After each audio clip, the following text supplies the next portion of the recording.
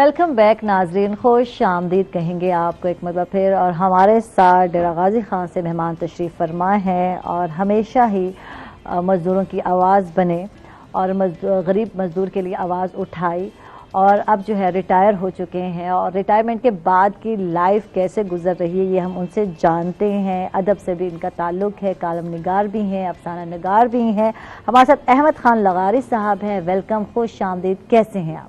बहुत मेहरबानी, बहुत शुक्रिया कि आपने मुझे मौका दिया कि मैं अपने लेबर डिपार्टमेंट के हवाले से भी बात करूं कि यहाँ पे मैंने क्या क्या काम किए। यकीनन लेबर वेलफेयर डिपार्टमेंट जैसे कि नाम से है बिल्कुल कि वो मज़दूर और मालिक के दरमियान एक पुल का किरदार अदा करता है। बिल्कुल मज़दूर की अपॉइंटमेंट से लेके उसकी टर्मिनेशन तक, अगर उसकी मुअत्तली हो गई है या उसने कोई भी ऐसा जुर्म किया है तो जहां मालिक उसके खिलाफ कार्रवाई कर सकता है, तो लेबर डिपार्टमेंट एक ऐसा प्लेटफार्म है कि वो वहां आके कंप्लेंट कर सकता है, शिकायत कर सकता है और फिर वो दोनों को बुलाते हैं। अच्छा, ये बहुत ज़रूरी है। जो आम बंदा है उसको नहीं पता कि यहाँ जो है लेबर के कुछ राइट भी हैं, यूनियंस हैं, किस तरह वर्क कर रही हैं।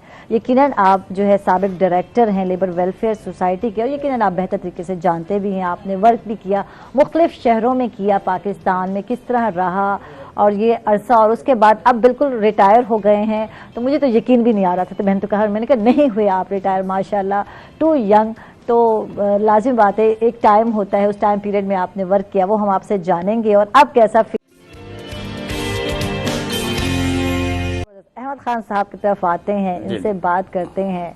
रिटायरमेंट तक लाइफ स्टार्ट से अब हम लेते हैं, एजुकेशन से लेते हैं, बचपन से लेते हैं, फिर पहले बचपन फिर एजुकेशन, गलत बोल गई मैं, और उसके बाद आगे कैसे दौर गुजरा। क्योंकि जब आप इस दौर में आते हैं, जब हम जिसे रिटायरमेंट कहते हैं, वैसे इंसान रिटायर कभी भी नहीं होता। जब तक ज़िंदगी है, इंसान हयात है, तो इंसान अपने काम से वाबस्ता रहता है, जुड़ा रहता है। कल आप लिख भी रहे हैं, यूट्यूब चैनल भी बना लिया आपने, अफसाना निगारी भी कर रहे हैं। तो ये बताएं कि सारे शौक बचपन से थे, लिखने के भी शौक थे, या अब फरागत में जो आपका दिल चाह के यार मुझे लिखना भी चाहिए? नहीं, ऐसे नहीं है मोहतरमा। मैंने 70 की दिहाई में मुल्तान में इब्तदाई अपनी तालीम मुकम्मल की। मैंने यहीं से मैट्रिक, FA, BA, MA और मैंने LLB किया यहाँ से। ज़बरदस्त। और मुझे आज का मुल्तान और 70 की दिहाई का मुल्तान बड़ा फ़र्क है उसमें। उस वक़्त हम पढ़ाई के लिए शाम को अपनी किताबें लेके कभी स्पोर्ट्स ग्राउंड में चले जाते थे, कभी किला कोना कासिम बाग पे किसी पार्क में बैठ जाया करते थे। ये तो यानी मेरी तालीम का मामला। अब आपने पूछा कि मुझे ये शौक़ कैसे हुआ, लिखने लिखाने का शौक़ कैसे हुआ। तो उसी 70 की दिहाई में ऐवान अदब होता था हुसैना गाई में, और नेशनल सेंटर हुआ करते थे, किला कोना पे मुशायरे हुआ करते थे, जो अब मेरे ख्याल में ख़त्म हो गया मुशायरे। शोज़ब साहब जैसे फरमा रहे थे कि अब ऑनलाइन मुशायरे हो रहे हैं, उस वक़्त किला कोना के दमदमे पे मुशायरे हुआ करते थे। हाँ, तो मैं बड़े शौक़ से उन मुशायरों में शिरकत करता था। मुझे शौक़ था, लिखने लिखाने का शौक़ था, लेकिन बदकिस्मती से शायर तो ना बन सका। लेकिन नसर निगारी फिर मैंने शुरू कर दी। और ये नहीं है कि मुलाजमत के बाद मैंने ये शुरू किया है। मैं पिछले 20 साल से मुसलसल एक अखबार में लिख रहा हूँ। अगर आप नाम उस वक्त का लेना चाहें तो रोज़नामा नवाए वक्त में मैं पिछले 20 साल से लिख रहा हूँ। ये कोई मेरी इस वक्त का शौक़ नहीं है कि रिटायरमेंट का। और अफसाना भी मैं उसी वक्त से लिख रहा हूँ, लेकिन मुलाजमत की वजह से, मुख्तलिफ शहरों में नौकरी की वजह से मैं उनको शायद नहीं करवा सका, लिख नहीं सका, उसको किताबी शक्ल नहीं दे सका। ठीक है, यानी इतना वक्त नहीं मिला। ठीक है, अब वो ठीक है। 1984 में पब्लिक सर्विस कमीशन का इम्तहान पास किया, उसके बाद जो है बतौर लेबर ऑफिसर जो है मुलाजमत का आगाज़ किया। स्टार्ट यहाँ से करते हैं, फिर हर शहर गए, कैसे रहा? कुछ लेबर के हवाले से बात कीजिए, लेबर के वेलफेयर के हवाले से कितना काम किया, उस हवाले से बताइए। देखिए जी, बतौर लेबर अफसर एक मुख्तलिफ किरदार होता है, फिर असिस्टेंट डायरेक्टर, फिर डिप्टी डायरेक्टर, फिर डायरेक्टर, किरदार बदलते रहते हैं। हमने हर फैक्ट्री में या जहाँ पे भी मजदूर होता है, फैक्ट्री में मजदूर ज़्यादा उसका है, नाम है कि मजदूर जो है वो फैक्ट्री में होता है, हालांकि दुकान में भी मजदूर होता है, काम करने वाला भी मजदूर है। बिल्कुल। किसी शॉप्स एंड एस्टेब्लिशमेंट जिसे कहते हैं, किसी दफ्तर में, प्राइवेट दफ्तर में जो लोग बैठे होते हैं उनको भी मजदूर कहते हैं। बिल्कुल। तो उनके लिए काम करना वो लेबर अफसर के तौर पे एक किरदार था, फिर असिस्टेंट डायरेक्टर बना तो असिस्टेंट डायरेक्टर के पास एक अदालत होती है जो मजदूर की तनख्वाह के हवाले से अगर वो फौत हो जाए या उसके वाजबात हो तो वो कोर्ट सुनती है। इसी तरह डिप्टी डायरेक्टर के पास भी अदालत का काम होता है। ये मैंने सारे जो इसके थे ओहदे उन पे मैंने काम किया, मज़दूरों के लिए जितना हो सकता था मैंने खिदमत की। यानी मज़दूरों के लिए एक और शुबा है कि उनको उनके बच्चों के लिए आला तालीम तक गवर्नमेंट मदद देती है, उनकी बच्चियों की शादी के लिए मदद देती है। जितना मुझसे हो सके मैंने हर ओहदे पे रह के अपना काम किया। ठीक है, महकमा लेबर का बुनियादी काम क्या है, कुछ इस हवाले से भी बताइए। हाँ, जैसे कि नाम से मैंने पहले भी गुजारिश किया कि बुनियादी काम उसकी वेलफेयर है। ठीक है, लेबर की। हाँ, वेलफेयर उसमें उसकी भर्ती से लेके उसकी टर्मिनेशन तक अगर उसको कोई भी मसला पेश आता है तो लेबर डिपार्टमेंट उसमें यकीनन मदाखलत करता है, मालिक से कहता है कि आपने ऐसा क्यों किया। अगर मदाखलत करने का यानी अगर मालिक अगर ज्यादती कर रहा है मजदूर के साथ उसके खिलाफ भी लेबर डिपार्टमेंट कार्रवाई कर सकता है, मालिक के खिलाफ। तो किस हद तक जो है हमारा लेबर मुतमईन है? आज की जब हम बात करते हैं, अब आप रिटायर हो चुके हैं, अब आप जॉब पर नहीं रहे, तो आपको क्या लगता है कि जो हमारा लेबर है, जो गरीब है, जो महंगाई से लड़ रहा है, किस हद तक मुतमईन है इस डिपार्टमेंट की जब हम बात करते हैं? देखिए जी, मजदूर मुतमईन कैसे हो सकता है जिसकी तो 16,000 तनख्वाह हो, बिल्कुल, या 17,000 तनख्वाह हो, उसमें उसने अपना घर भी चलाना है, उसने बच्चे भी पढ़ाने हैं। ठीक है, उसको बच्चों की तालीम के लिए, आला तालीम के लिए मदद भी मिल जाती है, उसकी बच्चियों की शादी के लिए गवर्नमेंट लेबर डिपार्टमेंट उन्हें पैसे भी देता है, लेकिन इसके बावजूद भी उसके लिए बड़ा मुश्किल हो जाता है अपने बच्चों का पालना बहुत मुश्किल हो जाता है। जैसे है ज़िंदगी भर गुजर रही है, गुजार रहे हैं, अब वो और क्या कर सकते हैं। ठीक है, वर्कर यूनियन की जब हम बात करते हैं, यकीनन आप जानते हैं ये हर इदारे में पाई जाती हैं, तो ये किस कदर फाल हैं? क्या अपने मफादात को पहले यूनियन देखती है, बाद में लेबर को बनाई उन्हीं के लिए जाती है, लेकिन कहीं ना कहीं जो है मफादात की जंग नज़र आती है? क्या कहेंगे इस हवाले से? यकीनन जो बड़े इदारे होते हैं उसमें यूनियन का बनाना लाजमी होता है, और यूनियन इसलिए बनाई जाती है कि दोनों के दरमियान मालिक और मजदूर ख़ास तौर पे उनके जो नुमाइंदे हैं मिल के मज़दूरों के लिए कुछ वेलफेयर का मज़ीद भी काम करें और मालिक से वो मराहत लें ताकि ज़्यादा से ज़्यादा उनके लिए काम करें। ये ठीक है कि चूँकि यूनियन बनानी ज़रूरी होती है और मालिक भी कोशिश करता है कि अपनी पसंद के लोगों को आगे लाया जाए ताकि ज़्यादा से ज़्यादा वो मज़दूरों के लिए मफादात ना ले, उनसे पैसे ज़्यादा ना ले जाए। तो हर जगह पे मुख्तलिफ है, किसी जगह पे मजदूरों के लिए भी काम हो रहा है, किसी जगह पे मालिक के लिए भी काम।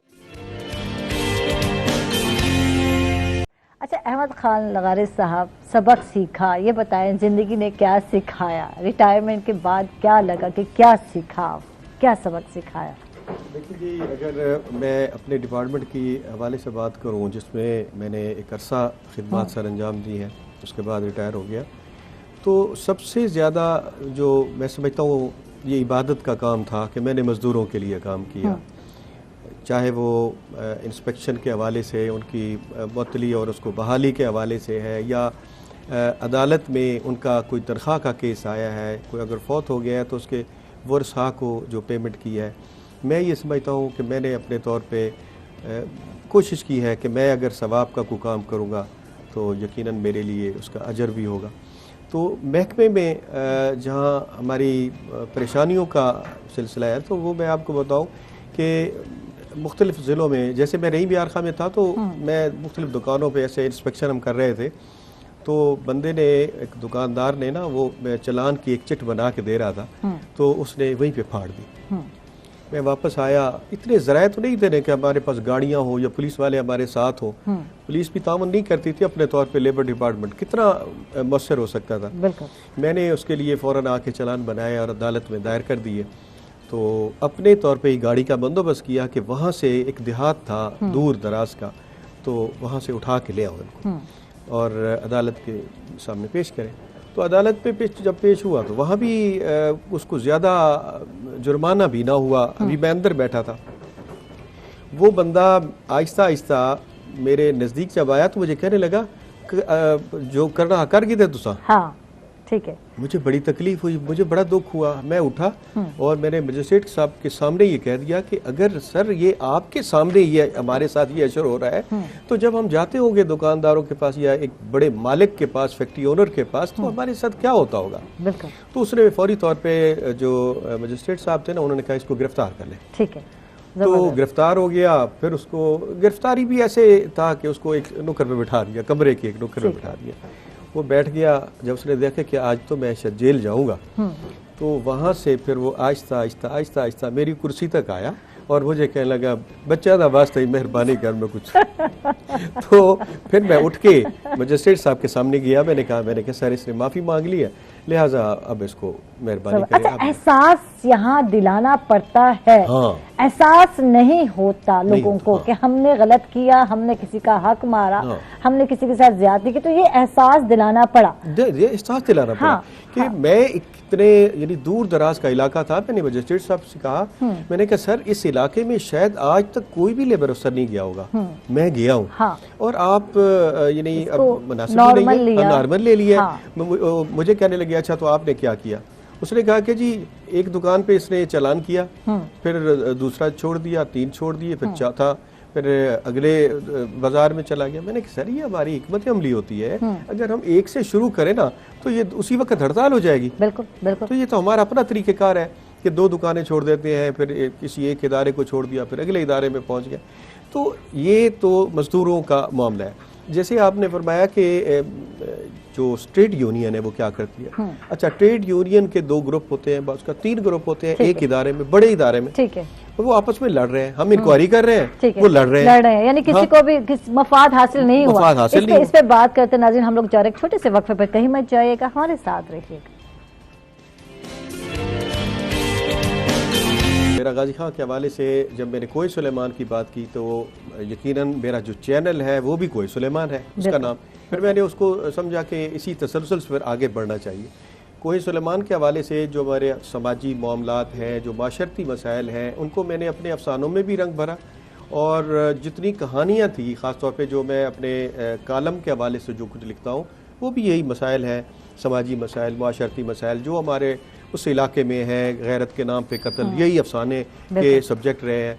अब अगर हम कोई सुलेमान की बात करें, माशाल्लाह अब तो बहुत तरक्की हो रही है। वज़ीर आला साहब हैं, वो उस इलाके से ताल्लुक़ रखते हैं, वहाँ पे सड़कें बन गई हैं, वहाँ पे पानी का मसला है, लेकिन अभी तक पानी का उस तरह मसला हल नहीं हो सका जैसे पीने का होना चाहिए। अगर जब महकमे काम कर रहे हैं, बाकायदगी से वहाँ पे इजलास होते हैं, तोसे में तमाम सेक्रेटरी हजरात पहुँचते हैं, वहाँ पे काम हो रहा है, बहुत अच्छा है। लेकिन डेरा गाजी खां शहर के हवाले से अगर बात करें तो मैं ये बात बड़े उसमें कहूँगा कि पहले सरदार होते थे, सरदारों को मिलना मुश्किल हो जाता था। बिल्कुल। अब सूरत हाल ये है कि सरदार अगर वहाँ पे इलेक्ट तो नहीं हो सके,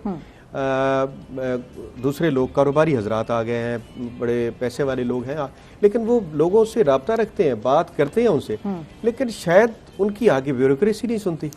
ये भी एक मसला है कि वो सरदार पहले एक फोन किया करते थे, बात हो जाती थी, काम हो जाता था। अब ये बेचारे काम करने के लिए जाते भी हैं, 2 दफा 3 दफा मुलाकात करते हैं, तो ब्यूरोक्रेसी इतनी मजबूत हो चुकी है कि वो उनकी बात नहीं सुनती। लेकिन मजमूई तौर पर अगर हम डेरा गाजी खां की बात करें तो डेरा गाजी खां में सबसे जो बड़ा मसला है सीवरेज का मसला है, यानी शहर दलदल पे खड़ा है डेरा गाजी खां। इसी तरह कोई सुलेमान तो वैसे ही खूबसूरत था, सरसब्ज था, अब उसमें मजीद काम हो रहा है, पानी पे वहाँ पे पहुँच रहा है। बाकी यानी मैं देख रहा था कि 12 किस्म के फल वहाँ पे लगाए जा रहे हैं। जबरदस्त। तो ये बड़ी कामयाबी है मैं समझता हूँ, और वो इसीलिए है कि वज़ीर आला उस इलाके से है, कोई सुलेमान का रहने वाला है, वहाँ का सरदार है। तो बाकी सरदारों ने भी बड़े काम किए हैं। हमारे तो मुल्क का सदर रहा है कोई सुलेमान का सरदार, और इसी तरह वज़ीर आज़म मीर बलक शेर मज़ारी कोई सुलेमान हमारा राजनपुर से लेके डेरा गाजी खां के आखिर तक, फिर रमक तक, यानी उसको कह लें, फिर डेरा इस्माइल खां शुरू हो जाता है। तो ये हमारा कोई सुलेमान का पूरा इलाका है जिसमें तरक्की जो बहुत होनी थी, जो नहीं हो सकी, जो बाकी पैसे बाकी शहरों में लगते रहे, हमारे डेरा गाजी खां में उस तरह बेहतरी की तरफ जा रहे हैं।